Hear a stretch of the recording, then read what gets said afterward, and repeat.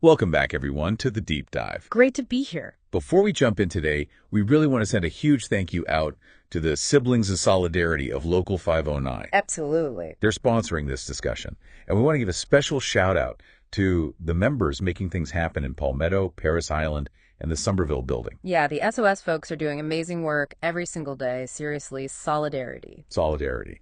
So today we're diving into something that affects, well, pretty much everyone at some point. Right. We're talking about your rights under the Family and Medical Leave Act, FMLA. FMLA, okay. Sounds official, maybe a little intimidating. What's the core idea? What does it actually do? Think of it like this. It's a federal safety net. It basically says that if you qualify, you can take time off for specific family or medical reasons, and your job is protected. Protected, okay. But it's unpaid leave, right? That's the key thing, yes. Yeah. FMLA itself guarantees unpaid job-protected leave. Your position, or an equivalent one, should be there when you get back. That's still huge, knowing your job is secure when you're dealing with something big. So who has to offer this? Is it every single employer? Not quite every single one. Generally, FMLA applies to employers with 50 or more employees. It's a legal requirement for those covered employers. 50 or more, so most larger companies. What about the employee side? What makes you eligible to actually take FMLA leave? Okay, there are two main hoops to jump through based on the official guidance. First, you need to have worked for that specific employer for at least 12 months. A year on the job. Okay, doesn't have to be consecutive, but 12 months total. And second, you must have worked at least 1,250 hours in the 12 months immediately before the leave starts. 12,250 hours. How does that break down, roughly? It works out to about 24 hours a week, give or take. So you need both the time with the company and a certain amount of work hours logged recently. Got it. Year of service, 1,250 hours worked in the last year. And just to be clear for our listeners, under the National Master United Parcel Service Agreement, are they covered? Yes, definitely. If you're covered by that agreement and you meet those standard FMLA eligibility requirements, the 12 months, the 1,250 hours, you are absolutely covered. Good. So let's say you're eligible. What kind of situations actually trigger FMLA? Why can you take this leave? There are a few main categories. A big one is welcoming a new child. Like birth. Yes, the birth of a child. And also taking time to bond with that newborn within the first year. It also covers the placement of a child for adoption or foster care, again, with time to bond within that first year. Makes sense. Supporting new families is key. What else? You can also take FMLA leave to care for a family member, specifically your spouse, child, or parent who has a serious health condition. Okay, caring for immediate family. Right. And, very importantly, you can take it for your own serious health condition if it makes you unable to perform the essential functions of your job. Your own health. Okay. That term serious health condition still feels a bit vague, though. Can we break that down? What counts? Yeah, the guidance helps here. It's not just like a common cold. It generally includes conditions that require an overnight stay in a hospital or another medical care facility. Okay, so hospitalization is a clear trigger. Definitely. It also covers conditions that incapacitate you or your family member, meaning unable to work or go to school for more than 3 consecutive days and require ongoing medical treatment. More than 3 days out, plus needing follow-up care. Exactly. Think like pneumonia or recovering from surgery where you need checkups. Right. And there's another category, chronic conditions. These are things that might cause occasional periods where you or a family member are incapacitated, like flare-ups. So things like asthma or diabetes, maybe migraine episodes. Precisely. Conditions like that, where you need treatment from a healthcare provider at least twice a year, can qualify even if each episode isn't super long. That covers a lot more ground than just major emergencies. Good to know. It does. And there's one more area, military family leave. Okay, what does that involve? Well, there are 2 parts. First, there's qualifying exigency leave if your spouse, son, daughter, or parent is a military member on covered active duty. Think issues arising from deployment. Like handling childcare arrangements or attending military events. Exactly. And second, there's military caregiver leave. Eligible employees can actually take up to 26 work weeks of leave in a single 12-month period to care for a covered service member with a serious injury or illness. 26 weeks. That's significantly more than the usual 12. It is, reflecting the potential severity and duration of care needed for injured service members. Okay, so we know who's eligible and why you might need leave. Let's talk practicalities. How do you actually request FMLA leave? What's your responsibility? Communication is really key here. It's on you, the employee, to notify your employer when you know you need leave. How much notice? Well, if the need is foreseeable, like a planned surgery or, your due date, you need to give at least 30 days notice if possible. 30 days for planned events. But life happens, right? What if it's sudden? An accident, an unexpected illness? Right. If it's unforeseeable, you need to provide notice as soon as practicable. That usually means the same day you learn you need leave or the next work day. You can't just not show up. Makes sense. And do you just call? Or is there a specific way? You generally need to follow your employer's usual call-in or notice procedures, whatever those are, unless you physically can't, like if you're incapacitated. Okay, follow the standard rules if you can. So, you've notified your employer. What happens next? What are their responsibilities? They have steps they need to follow, too. Within 5 business days of you requesting leave, they have to tell you if you're eligible for FMLA. So they can't leave you hanging. Nope.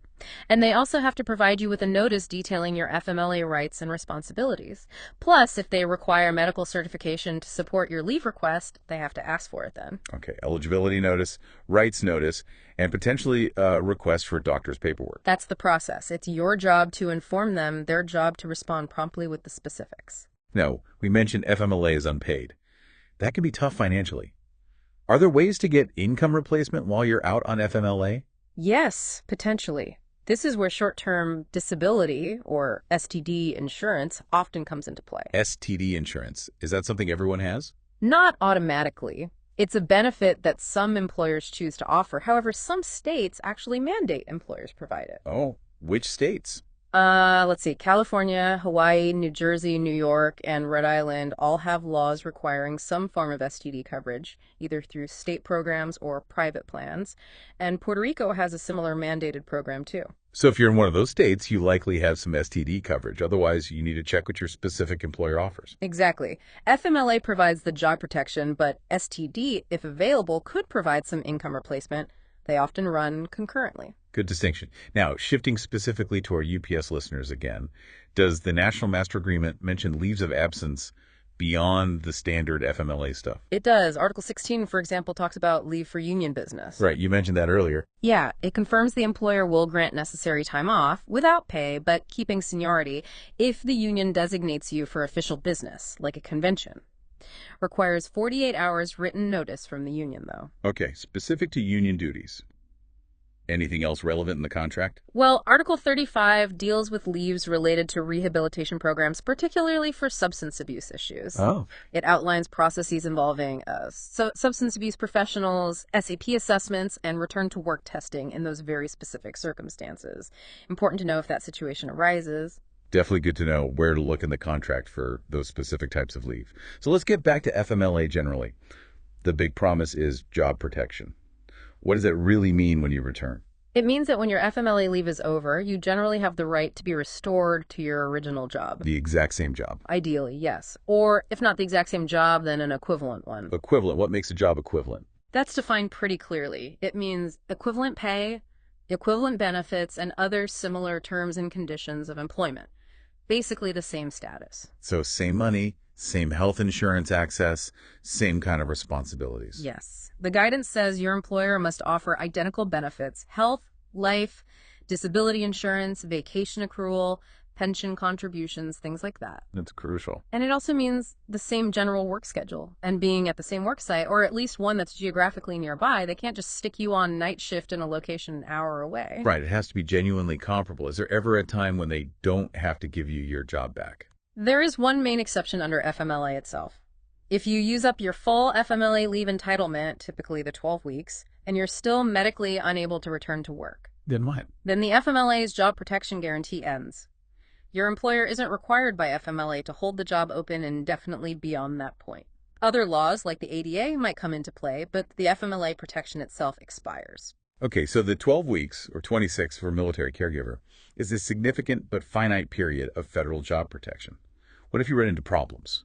What if you feel like your employer isn't following these rules or denied your leave improperly? You have recourse. If you believe your FMLA rights have been violated, you can file a complaint with the U.S. Department of Labor's Wage and Hour Division, or WHD. How do you contact them? They have a toll-free helpline, 1-866-487-9243. That's 1-866-4-US-WAGE. Okay, a direct number. Yep, and you can also find your nearest WHD office online. Their website is a great resource, www.dol.gov/WHD. That's dol.gov/WHD. WHD, got it.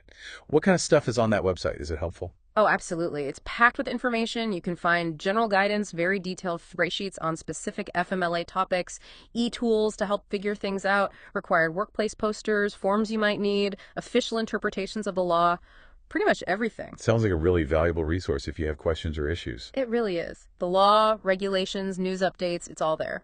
Okay, so we've covered a lot of ground here. Let's try to boil it down. What are the absolute key takeaways people should remember about FMLA? All right, number one, eligibility. If you work for a covered employer, generally 50-plus employees, and you've got 12-month service and 1,250 hours in the last year, you're likely eligible. Okay, eligibility first. Number two, reasons. It covers your own serious health condition, caring for a spouse, child, or parent with one, bonding with a new child, and certain military family needs. The why. Got it. 3, notice. Tell your employer ASCP, 30 days if you can foresee it. Follow their procedures. It's on you to notify them. Communication is key. 4, protection. It provides up to 12 weeks, sometimes 26 for military care, of unpaid job-protected leave. You should get your same or an equivalent job back. Job security, that's the core. And 5, resources. If you have issues, contact the Department of Labor's Wage and Hour Division, or importantly, talk to your union representatives. They are there to help you navigate this. Right. The DOL and your union are definitely key contacts. Absolutely. Knowledge is power here. Understanding your rights means you can actually use them when life inevitably happens. It really seems like while FMLA provides that crucial legal safety net, being proactive, talking to your employer early, talking to your union rep, that's probably the best way to make the whole process smoother if you do need leave. Couldn't agree more. Clear communication up front can prevent a lot of misunderstandings down the road. Excellent. Well, that's a deep dive into FMLA. Hopefully that clarifies things for everyone listening. Hope it helps. Until next time, love and solidarity.